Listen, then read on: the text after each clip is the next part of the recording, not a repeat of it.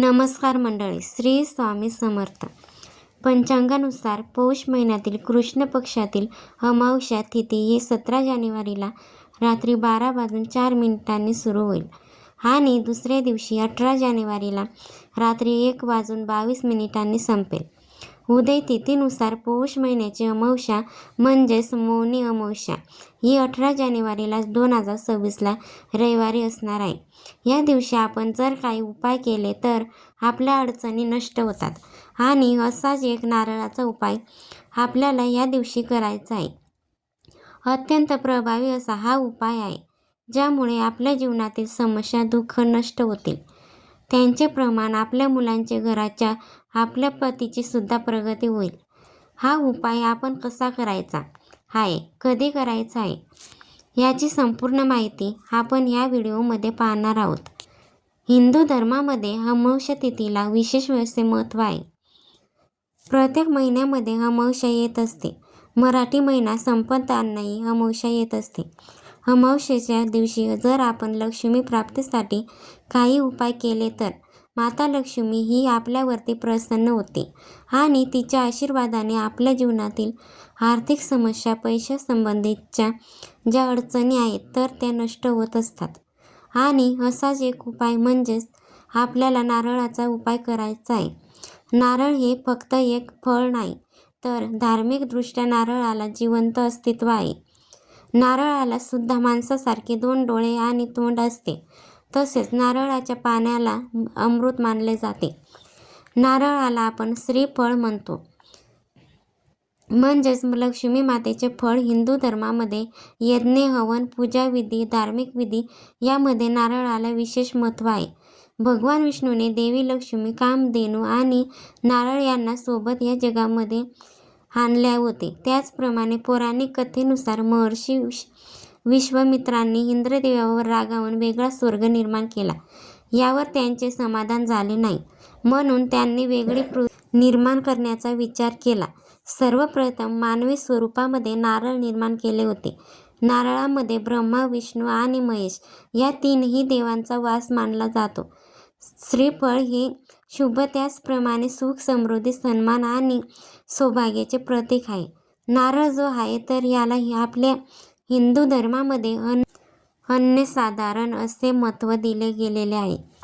तर अशा या नारळाचा आपण उपाय जो आहे तर तो अमावस्येच्या दिवशी करायचा आहे. नारळाशिवाय ज्याप्रमाणे कोणतेही धार्मिक कार्य पूर्ण होत नाही, त्याचप्रमाणे नारळाचे उपाय केले तर त्यांचे 100% फळ मिळत असते. नारळाचा नैवेद्यसुद्धा देवतांना प्रिय आहे. नारळाच्या बाहेरील जो भाग आहे तर तो अहंकाराचे प्रतीक मानला जातो आणि आतील जो पांढरा मऊ भाग असतो तर हा शांततेचे प्रतीक मानला जातो. नारळ आपण देवाला फोडत असतो. नारळ फोडणे म्हणजे काय तर आपला जो अहंकार आहे, आपला जो युगो आहे तर तो भगवंताच्या चरणी अर्पण करणे. नारळामुळे शुभ कार्य जे आहे तर ते अडथळ्याशिवाय पूर्ण होत नाही असते. पावित्र्य, प्रजनन क्षमता आणि दैवी आशीर्वाद यांचे प्रतीक म्हणजे हा नारळ आहे. या दिवशी जर आपल्याला एक अक्षी नारळ मिळाला तर याचा आपल्याला आवर्जून उपाय करायचा आहे. आणि जर एक अक्षी नारळ मिळाला नाही तर जो नारळ मिळेल त्याचा आपण उपाय केला तरी सुद्धा चालेल.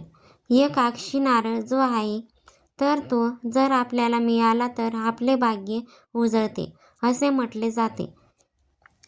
फक्त आपण एक अक्षी नारळ आपल्या घरामध्ये जरी ठेवला तरी सुद्धा धनसंपत्तीमध्ये वाढ होते, दारिद्र्यता नष्ट होते आणि जीवनामध्ये आनंद येत असतो.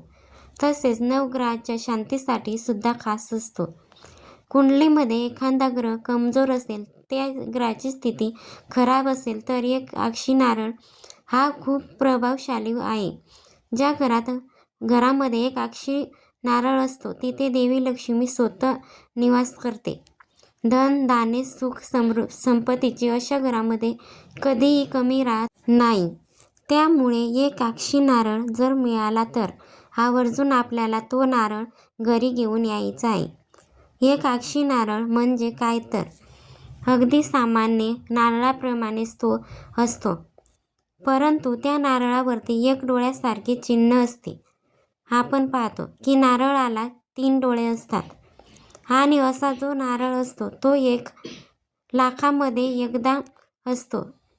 भाग्यवान व्यक्तीलाच फक्त एकच नारळ जो आहे तर तो प्राप्त होत असतो.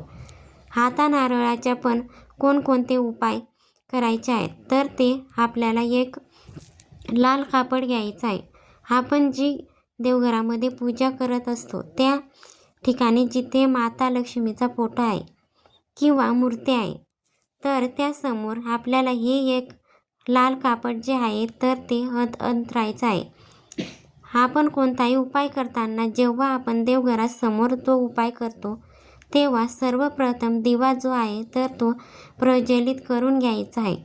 आता हे कापड देवी लक्ष्मीसमोर हाथरल्यानंतर त्यावरती आपल्याला एक नारळ ठेवायचा आहे. नारळाची जी शेंडी आहे तर ती देवीकडे करून ठेवायची आहे.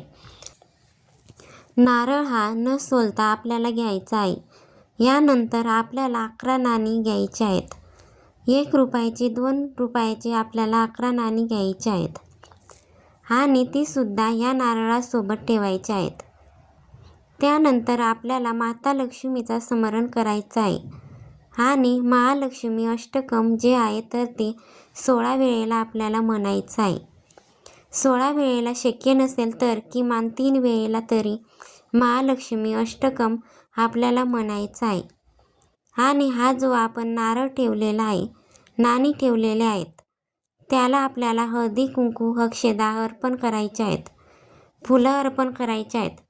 यानंतर आपल्या जीवनातील ज्या काही पैशांच्या अडचणी आहेत, समस्या आहेत, तर त्यात नष्ट व्हाव्यात म्हणून माता लक्ष्मीला प्रार्थना करायची आहे. आणि हा नारळ आणि नाणी त्या लाल कपड्यामध्ये आपल्याला बांधायचे आहेत. दिवसभर आपल्याला माता लक्ष्मी समोरच हा नारळ त्या कपड्यामध्ये बांधून तसाच ठेवायचा आहे आणि रात्री किंवा दुसऱ्या दिवशी जेव्हा आपण देवपूजा करतो त्यावेळेला आपल्याला हा नारळ त्या कापडासह बांधलेला तसाच उचलून आपल्या तिजोरीमध्ये ठेवायचा आहे.